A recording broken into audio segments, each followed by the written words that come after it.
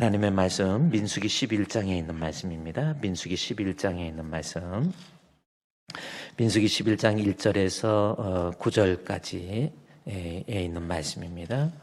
민수기 11장 1절에서 9절 우리 다 같이 한 목소리로 천천히 봉독하도록 하겠습니다. 11장 1절입니다. 시작. 여호와께서 들으시기에 백성이 악한 말로 원망하며 여호와께서 들으시고 진노하사 여호와의 불을 그들 중에 붙여서 진영 끝을 사르게 하시매 백성이 모세에게 부르짖음으로 모세가 여호와께 기도하니 불이 꺼졌더라. 그곳 이름을 다베라라 불렀으니 이는 그들 중에서 붙은 까닭이니라. 그들 중에 섞여 사는 다른 인종들이 탐욕을 품음에 이스라엘 자손도 다시 울며 이르되 누가 우리에게 고기를 주어 먹게 하랴. 우리가 애굽에 있을 때에 값없이 생선과 오이와 참외와 부추와 파와 마늘들을 먹은 것이 생각나거늘 이제는 우리의 기력이 다하여 이 만나 위에는 보이는 것이 아무것도 없도다 하니 만나는 가시 같고 모양은 진주와 같은 것이라. 백성이 두루 다니며 그것을 거두어 맷돌에 갈기도 하며 절구에 찍기도 하고 가마에 삶기도 하여 과자를 만들었으니 그 맛이 기름 섞은 과자 맛 같았더라. 밤에 이슬이 진영에 내릴 때에 만나도 함께 내렸더라. 아멘. 할렐루야. 네, 오늘 드디어 금요일 마지막이죠. 고생하셨습니다. 그러나 우리가 이렇게 고생을 했지만 그래도 하나님께서 분명히 이런 모임을 통해서, 기도의 모임을 통해서, 또 하나님 말씀을 통한 깨달음을 통해서 여러분에게 새해에는 분명히 하나님의 은혜를 주실 줄로 믿습니다. 자, 오늘 하나님의 말씀 또 생각해 보도록 하겠습니다. 우리가 가나안 땅에 들어가지 못했던 그 10지파들의 모습, 그 모습을 통해서 우리에게 닥치게 될 여러 가지 어렵고 힘든 문제 속에서 그럼에도 불구하고 우리의 삶이 성공하기 위해서는 어떻게 해야 될 것인가라는 것 그랬죠. 첫 번째는 자신의 열등감, 자기 자신이 나는 아무 힘도 없다, 나는 메뚜기와 같다 라는 생각을 버려야 된다라는 것 말씀드렸고요. 어제는 또 뭐였습니까?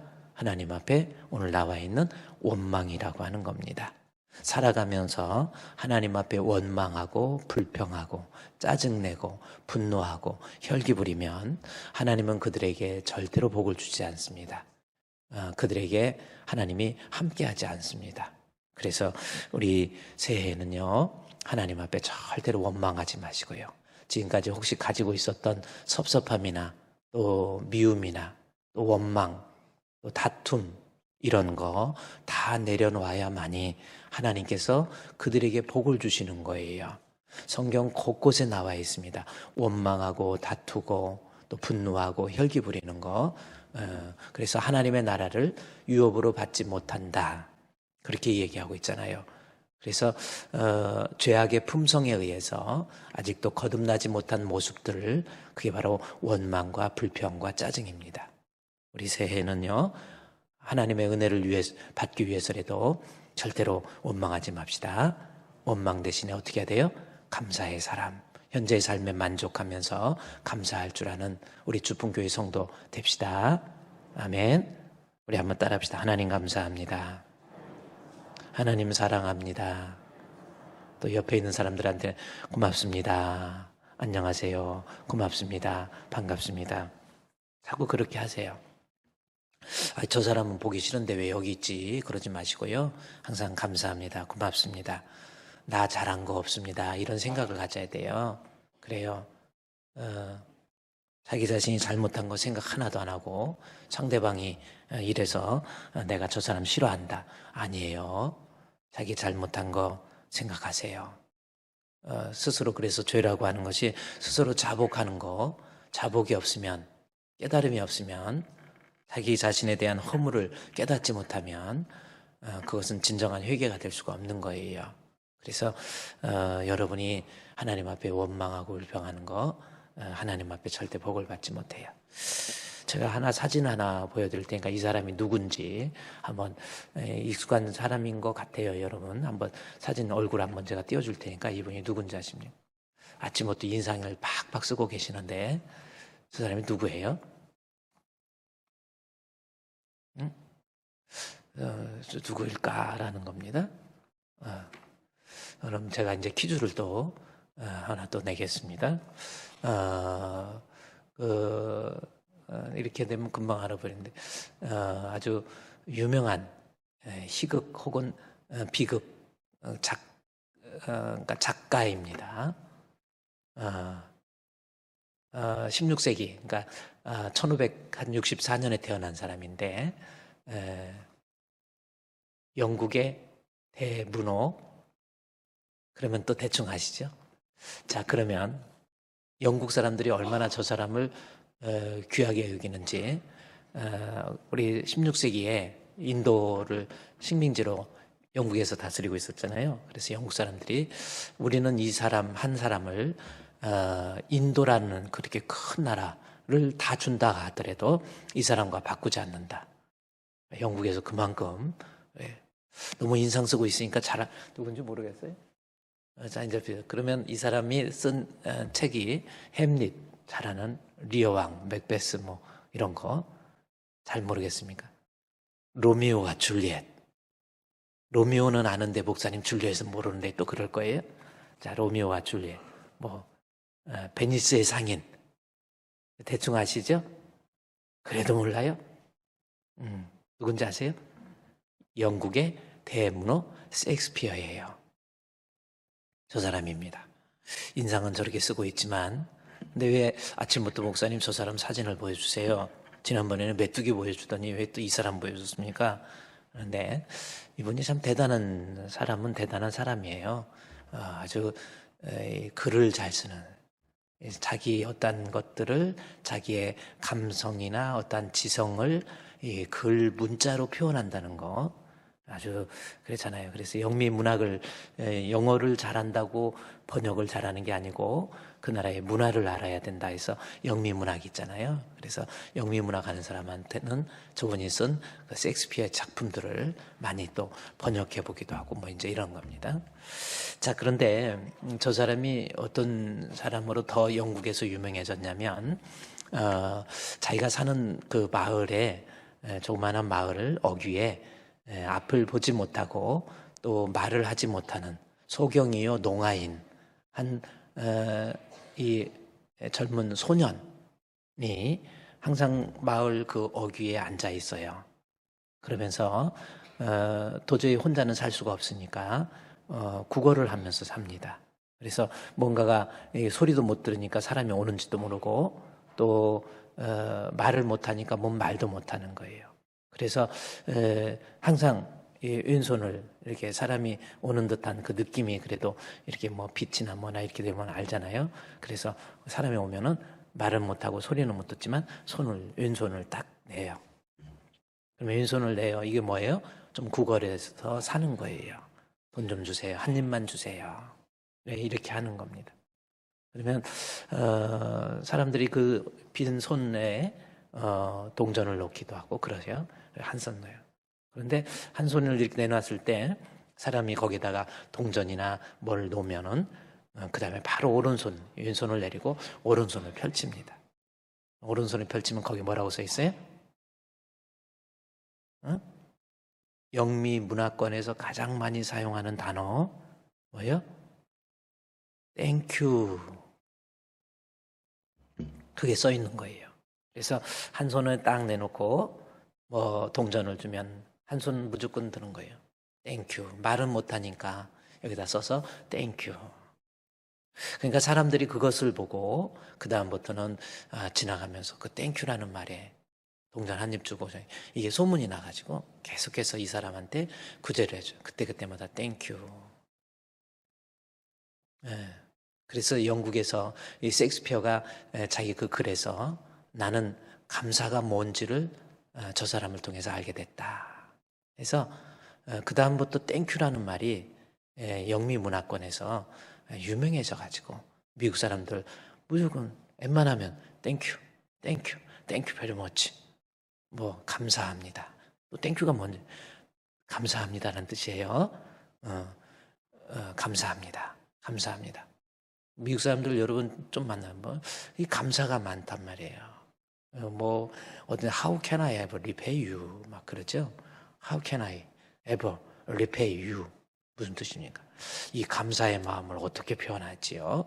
How can I ever repay you? 뭐 이렇게 한번 땡큐 한번 따라합시다. 땡큐. Thank you very much. 네. 그래가지고 이 앞을 이렇게 말을 못하고 또 이렇게 이 소년이 그 다음부터 유명해진 거예요. 그래서 그때부터 사람들이 이 땡큐라는 말을 막 사용한 거예요. 셰익스피어도 그때 땡큐, 땡큐. 그러니까 이게 사람이 소문나가지고 계속 이 사람한테 구제를 해주는 거예요. 한번 구제해주면 땡큐, 땡큐, 땡큐 그랬더니 그래서 이 소년이 이 불편한 몸을 가지고 있었지만 그래도 세상에 살면서 그래도 풍성함 속에서 살 수 있었다라고 하는 그런 내용입니다. 여러분 마찬가지예요. 하나님께서는요 감사하는 사람들에게 복을 주세요. 자꾸 원망하고 불평하면 하나님의 은혜가 분명히 떠나간다라는 거죠. 그래요. 오늘날 미국 사람들 보세요. 서구 문명 그 나라들이 거의 다 잘 살아요. 근데 여러 가지 이유가 있는데 이 감사할 줄 아는 민족이 됐다는 거예요. 감사합니다. 감사합니다. 하나님 감사합니다. 하나님 고맙습니다. 또 성도들끼리도요. 집사님 감사합니다. 집사님 고맙습니다. 목사님 감사합니다. 목사님 감사합니다. 자꾸 이러면 하나님께서 그들에게 복을 내려주시고 감사하는 자에게 감사의 제목을 더 많이 주신다라는 겁니다. 오늘 본문에 이스라엘 백성이 성공하지 못했던 이유 여러 가지 같지만 결국은 하나님 앞에 원망하고 불평하는 거예요. 그럴 때 하나님 앞에 하나님의 저주가 이 본문 민수기 11장 1절 말씀 볼까요? 여호와께서 들으시기에 백성이 악한 말로 원망하매 그랬죠? 근데 그것을 여호와께서 들으신다 그런 거예요. 여호와께서 들으시고 그 다음에 진노하셨다고 그랬죠? 자 그러면 하나님의 진노가 어떤 즉 원망이 얼마나 무서운가를 여러분이 알아야 돼요. 자 하나님의 진노가 있었다고 그랬는데 그 진노의 내용을 민수기 16장 뒤로 가보세요. 여기다 손을 껴놓으시고 민수기 16장에 가보세요. 16장 민수기 16장 1절 말씀해 보면 자 여기 나옵니다.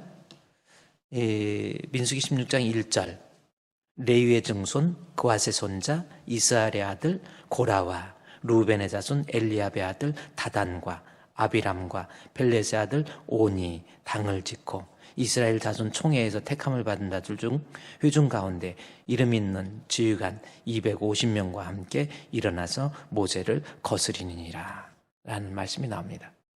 모세를 거스렸다라는 말이 나오죠.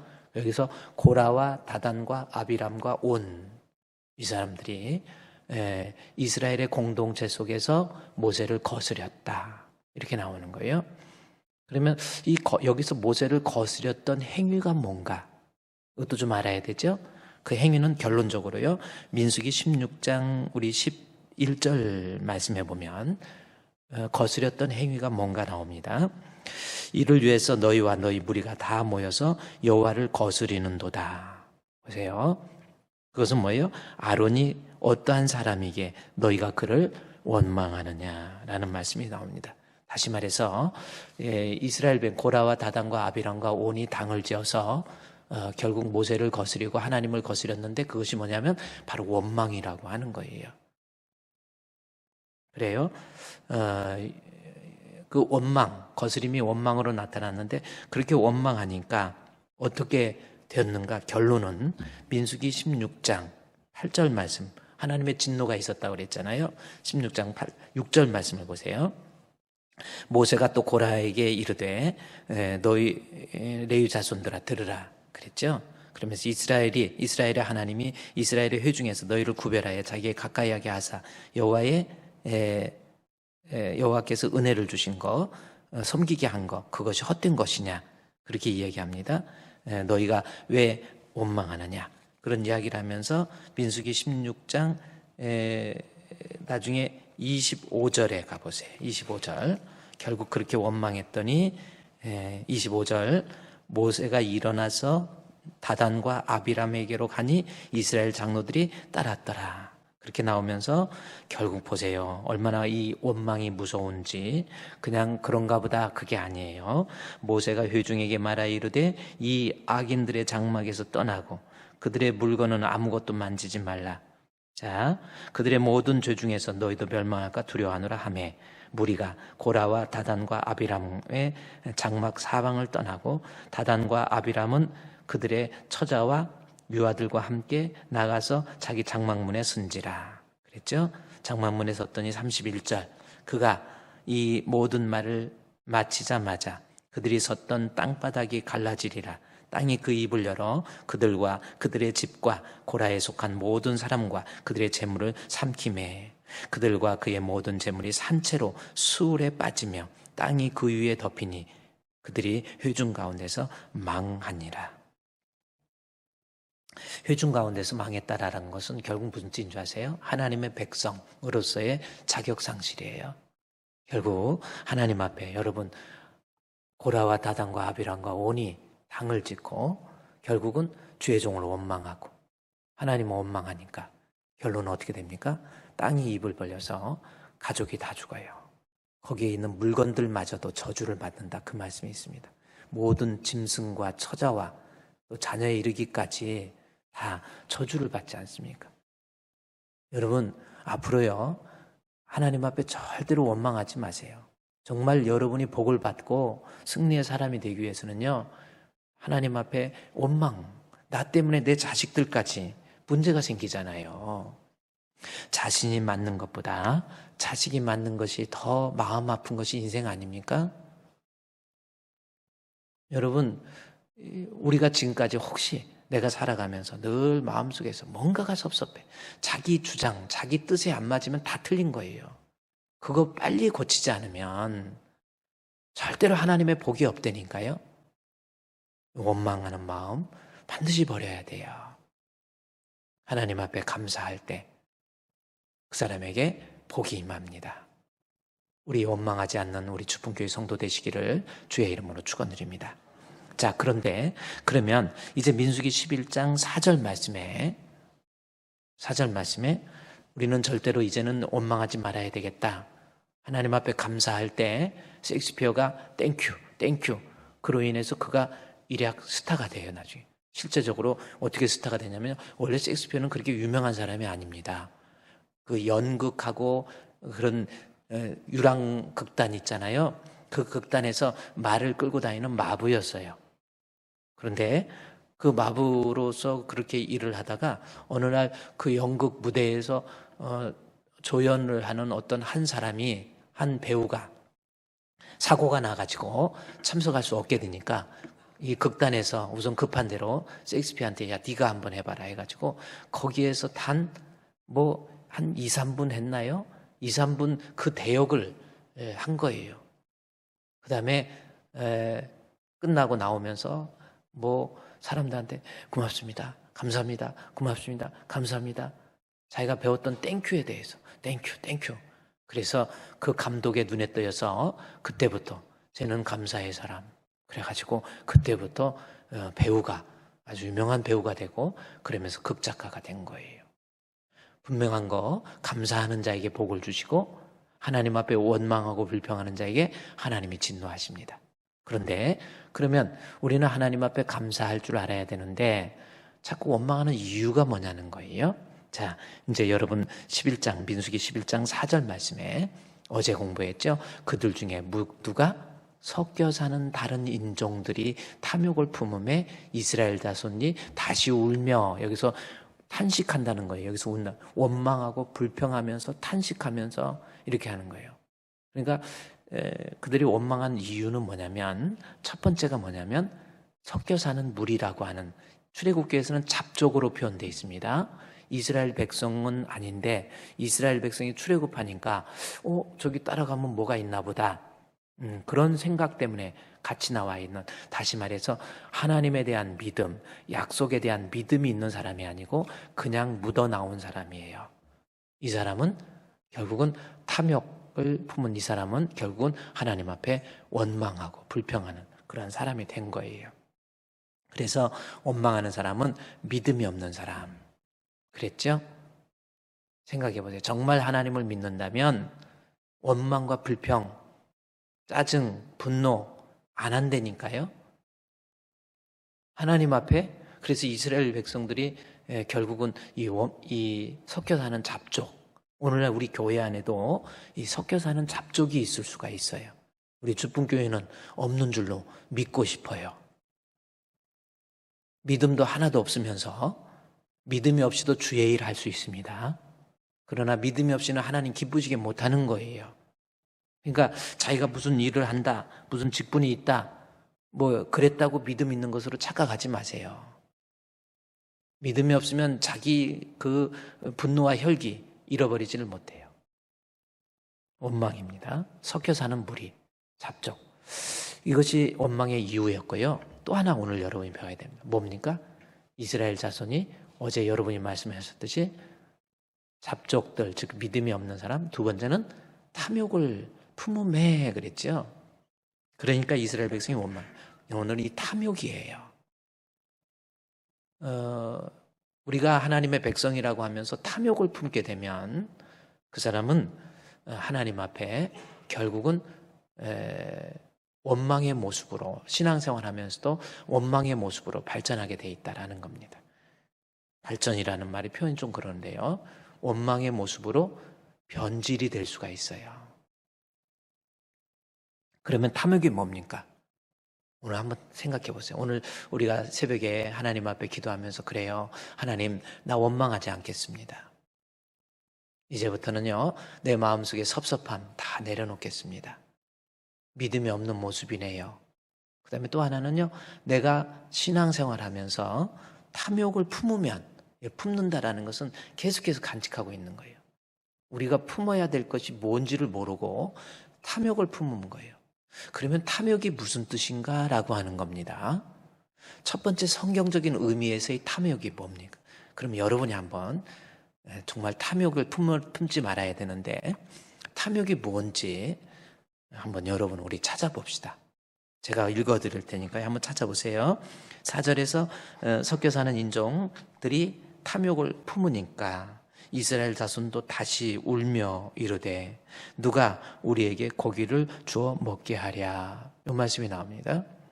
그러면서 자, 뭐 때문에 이렇게 막 원망하는지 볼까요? 우리가 애굽에 있을 때 값없이 생선, 오이, 참외, 부추, 파, 마늘 먹은 것이 생각나거늘 이제는 우리의 기력이 다하여 이 만나 외에는 보이는 것이 아무것도 없다 하니. 이 말씀입니다. 이걸 보면 탐욕에 이들이 원망했던 이유가 바로 탐욕이었는데 탐욕이 뭔가가 조금 모양이 보이지 않습니까? 뭐가 없는 거예요 지금? 파가 없고 마늘이 없고 오이가 없고 부추가 없고 참외가 없고 뭔 또 참외까지 또 이런 거예요. 우리는 아무런 기력도 없다. 예, 그래요? 보이는 건 만나밖에 없다. 이렇게 말합니다. 그러면 이 말씀을 통해서 탐욕이 뭔가가 약간 보이죠. 그러면서 만나가 뭔가 그러면 참외, 우유, 이런 건 알겠는데 만나는 뭔가 7절 말씀에 만나는 가시 같고 이거는 어떤 과일 이름이라고 그렇게 보면 되고요. 우리 가시가 어떻게 생겼는지 모르지만은 그래요. 어떤 다른 열매 이렇게 생각하면 됩니다. 다른 어떤 식물.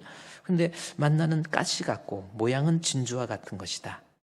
그러면서 그 만나가 백성이 두루다니며 그것을 거두어 맷돌에 갈기도 하며 절구에 찢기도 하고 가마에 삶기도 하며 과자를 만들었으니 그 맛이 기름 섞은 과자 맛 같았더라.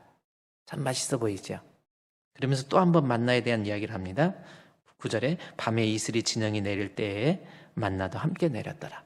이렇게 나옵니다. 좀 더 찾아러 가면 결국 만나는 뭐냐면 하늘에서 내려오는 생명의 만나 이렇게 우리 예수님께서도 이 오병이어의 기적을 통해서 우리 주님이 말씀하신 게 뭐냐면 내가 하늘에서 내려온 떡이다. 만나를 얘기하는 거거든요.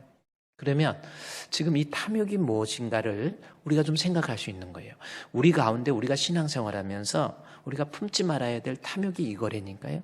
뭔가 보니까 세상적이고 육신적이고 물질적이고 이런 거에 대한 온갖 관심.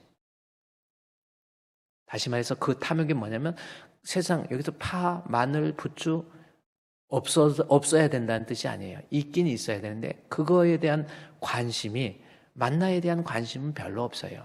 그러면서 그 만나는 하늘에서 내려온 생명의 떡, 신앙에 대한 관심 별로 없어요. 믿음에 대한 관심이 별로 없어요. 예수에 대한 관심이 별로 없어요. 천국에 대한 관심 뭐 그런가 보다 해요. 오직 내가 이 세상에서 먹고 살 거, 내가 먹어야 될 거, 육신적이고 세속적이고 물질적인 거에만 온갖 관심을 쏟기 때문에 그 사람은 신앙생활하면서 그것이 탐심이고 그 모습을 가지고 있으면 결국은 우리가 신앙생활하면서 하나님 앞에 원망, 불평, 짜증, 분노, 혈기 나타나게 된다는 거예요. 그러니까 이제 탐욕을 알았죠. 성경적 의미에서의 탐욕이 결국은 뭐예요? 세속적이고 영적인 거에 대한 관심 별로 없어요. 여러분 혹시 그런 사람 아닙니까? 그게 탐욕이라니까요. 우리가 소망해야 될 것이 이 땅이에요. 이 땅. 먹고 마시고 이런 거에 대한 관심. 내가 어떻게 해서 출세할 수 있을까? 어떻게 해서 돈을 좀 더 많이 벌 수 있을까? 어떻게 해서 우리 자녀들을 잘 가리킬까? 나쁘다는 게 아니에요. 아까 그랬죠. 파나 마늘이나 부추 있어야 돼요. 그러나 그거보다는 오히려 하늘에서 내려온 만나, 다시 말해서 우리 신앙, 영적인 것이 더 중요한 거예요. 보이는 것보다 보이지 않는 것이 더 중요한데도 불구하고 영적인 그 크신 은혜를 깨닫지 못해서 세상에 있는 한 그릇 음식을 위해서 장자의 명분을 판 예서와 같은 사람이에요. 이게 바로 탐욕이에요. 그래서 히브리서에서 보면은 예서를 탐욕의 대명사로. 그래요. 우리 한번 그거 볼까요? 여기다 손을 껴놓으시고 이제 히브리서에 한번 가보세요. 여러분 탐욕이 뭔지 오늘 막 욕심 부린다 그 뜻이 아니라니까요. 세속적이고 육신적인 거에 대한 관심만이 오직 그 사람의 마음속에 채워져 있는 거, 그게 바로 탐욕이라는 겁니다. 히브리서 13장 12장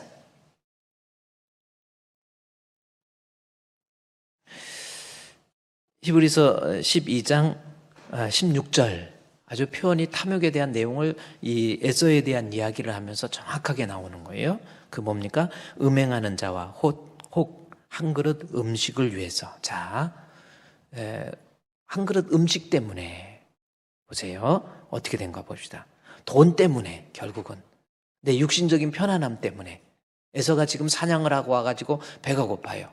근데 동생 야곱이 팥죽을 빚고 있는 거예요. 팥죽 좀 다오. 그러니까 이 에서와 야곱의 차이가 여기 있습니다.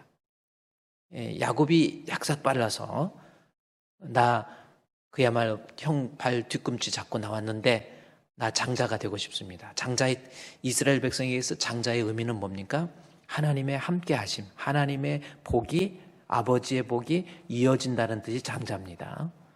에서가 배가 고픈데 나 그 장자의 명분을 달라고 야곱이 그러니까 아무 생각 없어요. 나 그까짓 거 필요 없어. 눈에 보이지 않는 장자의 축복 나 필요 없어. 나 하나님 없어도 돼. 나 신앙 없어도 돼. 나 우선 먹을 거 필요해. 떡이 필요해. 빵이 필요해. 내겐 팥죽이 더 좋아. 바로 이 16절입니다.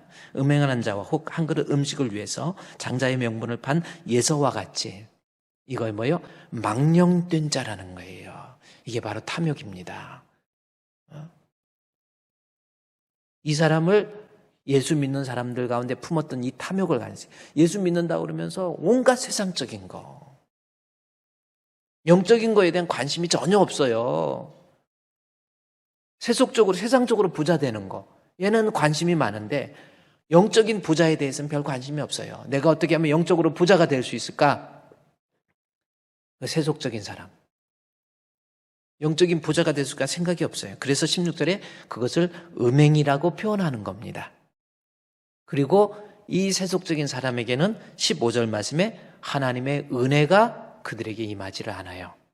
그리고 결국은 그 세속적인 교회에서 신앙생활하면서 세속적인 거에 대한 온갖 탐욕을 갖게 되면 16절, 14절 모든 사람과 더불어 화평함과 거룩함을 따르라. 이것이 없이는 아무도 주를 보지 못한다 라는 말씀을 통해서 결국은 탐욕을 품으면 하나님과의 화평이 깨진다니까요. 사람들과의 화평도 깨져요. 하나님 앞에 거룩에도 문제가 생기는 거예요. 세상적인 욕심 때문에 예배드리는 거 별로 관심 없어요. 나 시간 없어. 나 바빠.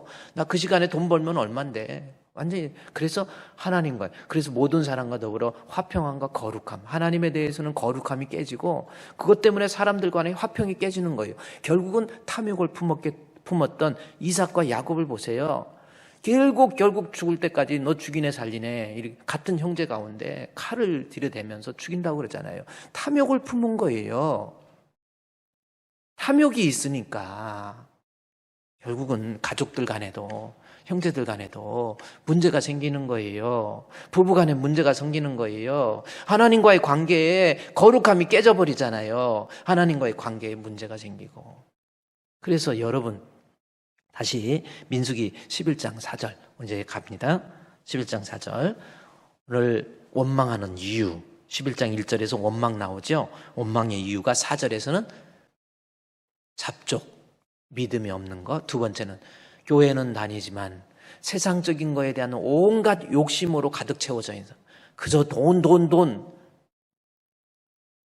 좀 영적인 것 때문에 울고 울으세요.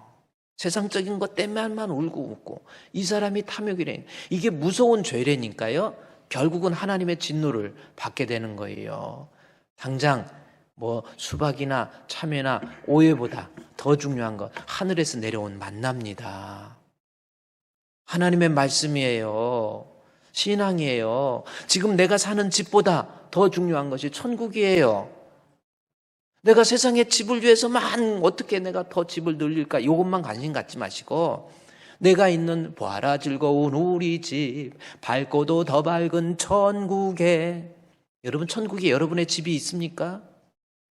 아직도 탐욕에 예수 믿는 기도를 해도 무조건 세상적인 것 주시옵소서 아니에요. 내려주신 하나님의 은혜에 감사하려니까요. 우리 주분교회 성도들은요 영의 사람이 돼요. 이것이 바울이 헬라어로 푸르마티코이라고 하는 단어를 써요. 영의 사람, 성령이 충만하고 말씀이 충만해서 영의 사람이 되는 거예요. 내가 지금 좀 어려워도 지금 좀 힘들어도 아니야 하나님이 나와 함께 하시면 그래 지금 힘들어도 내가 좀 아파도 나에게는 영원한 천국. 내가 지금은 울지만 나는 하나님 앞에 가서 웃을 때가 있어. 하나님 앞에 가서의 칭찬과 존귀와 영광의 사람이 될 수 있어 라고 하는 그러한 소망을 가지고 있어야지요. 우리 주분교회 성도들 이제는 인생의 골이 달라집니다. 목표가 달라져요. 뭐 때문에 살고 있습니까? 내가 이 세상 사는 거 알고 보면 엄마가 뱃속에서 10개월 동안 건강해야 세상에 태어나서 건강하듯이 우리가 육신적으로 이 세상에 살면서 영적으로 내가 건강한 사람이 천국에 가서 복 있는 사람이 되는 거예요. 여러분 오늘 기도할 때 하나님 내가 너무 탐욕을 품고 있는 거 아닙니까? 내가 너무 육신적인 사람 아닙니까? 내가 너무 세속적인 사람이 아닙니까? 그것이 원망이고 불평으로 나타나고 동생을 때려 죽이려고 하지 않습니까? 싸움과 다툼이 일어나지 않습니까? 야고보서에서 그래요. 너희가 탐욕을 품으니까 모든 다툼과 싸움이 어디서 나느뇨 그러잖아요. 알고 보면 이 탐욕 때문에 부모와 자식 간에도 탐욕 때문에 형제 간에도 탐욕 때문에 성도들 간에도 탐욕 때문에 이거예요. 영적인 걸 먼저 생각해야죠. 교회 일도 마찬가지예요. 내가 세상적으로 이거 아니에요. 하나님의 입장에서 생각을 하는 거예요. 주님 입장이 아닌 자기 입장, 탐욕입니다.